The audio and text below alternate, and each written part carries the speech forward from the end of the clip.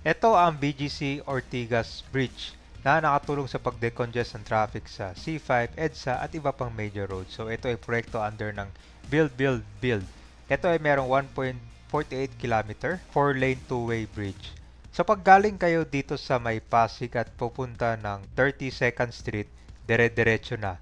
Dahil binuksan na itong bagong kalsada simula 7th Avenue hanggang 32nd at dire-diretso na. So dagdag itong kalsada para mabawasan yung traffic dito sa 7th Avenue. Grabe yung nangyari ito guys, sino mo? Akala ko mural painting, binaboy pala talaga oh. Sila may mga drawing dyan oh. Pangit ang tignan. So ito guys, ay update natin ngayon yung ginagawang bagong kalsada. Simula doon sa may 7th Avenue, diretso hanggang sa 32nd Street. So ito na yung update natin. So simula tayo sa Pasig ah. Ito, dire-diretso na to sa 32nd. Yan sa bagong kalsada. Kasi ito, iwas traffic na. Doon sa 32nd, doon pinakamaraming mga establishment, no? Nandun yung pinaka main road nitong BGC Taguig. So dire-diretso lang tayo ito. Yan na tayo bababa dyan.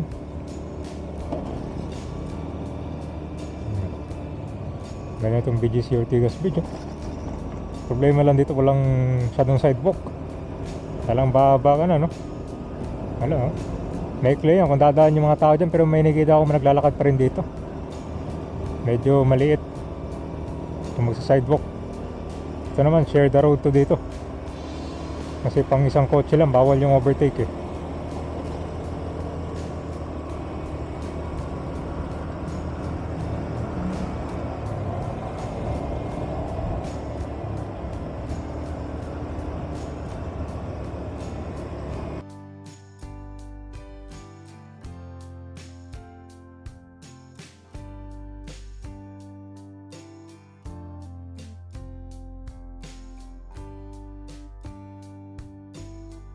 Ay, so pag dating nyo dito, dire-diretso lang.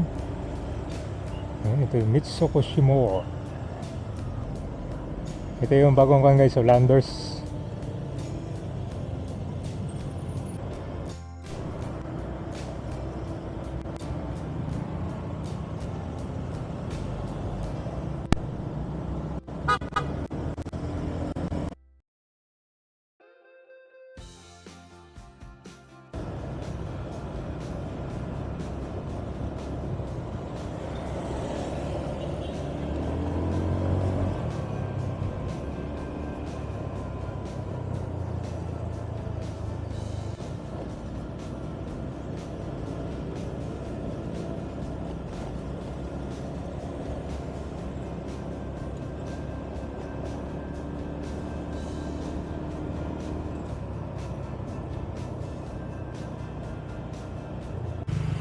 Okay guys, so nandito na tayo.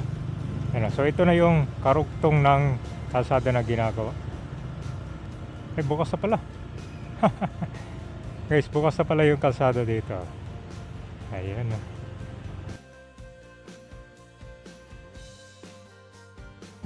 Alright, so ito guys, good news sa mga motorista. Yung mga galing dito sa 7th Avenue, bukas na itong 32nd Street. Ito na yung bagong kalsada. Napakabilis pala, nung huling update natin ginagawa pa. So mukhang partial opening pa lang to. Eh maliit pa yung kalsada na ginagawa, no?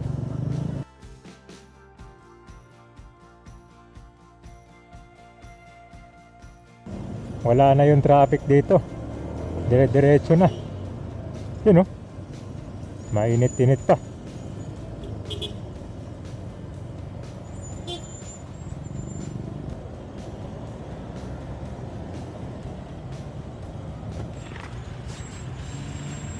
Ayan guys, bagong bukas. So ito ay one way lang pala. Traffic lang dito, wala pa kasing traffic light sa intersection. Yun, no? Bukas na. Dito yung dating gusali guys. Grabe, ganito pala kapag wala pa masyadong mga building, oh.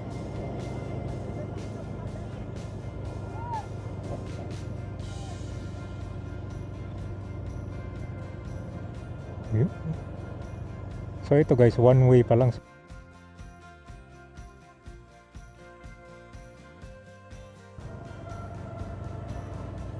Dire-diretso na. Tingnan natin kung hanggang saan to ha. Pwede kayong dumiretso left or right. So may temporary pedestrian. Ayan. O diba, walang kahirap-hirap. Dati ikot ka pa dito eh. Oh. 30 second. Ang sabi niya guys, ganito pala yung itsura no, pag wala pa mga building masyado ginagawa, yung mga matataas. Yun, wala rin. Mga building. Natin kung hanggang saan. So, talala, one way pa lang to ngayon. Mukha 7th Avenue yun, tapos dito sila lalabas. So, this is the 7th Avenue. And diretso na. Tapos so, pwede mag-left dito.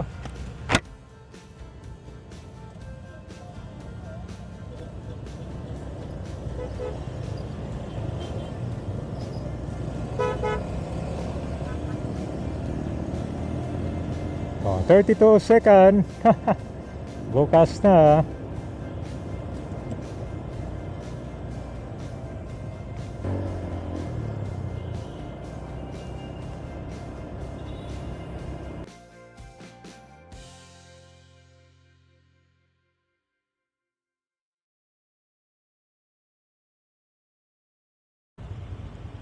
So nandito na tayo sa akin guys, 7th Avenue.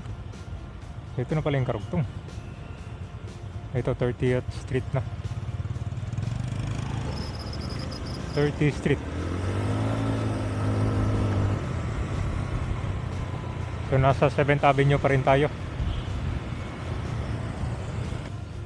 Mga main roads din pala itong 7th Avenue kasi papunta na ito sa BGC High Street. Sana ba yung portal dito? Nasa kabila.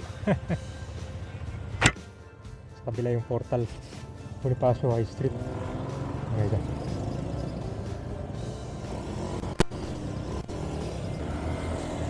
So one way lang pala dito.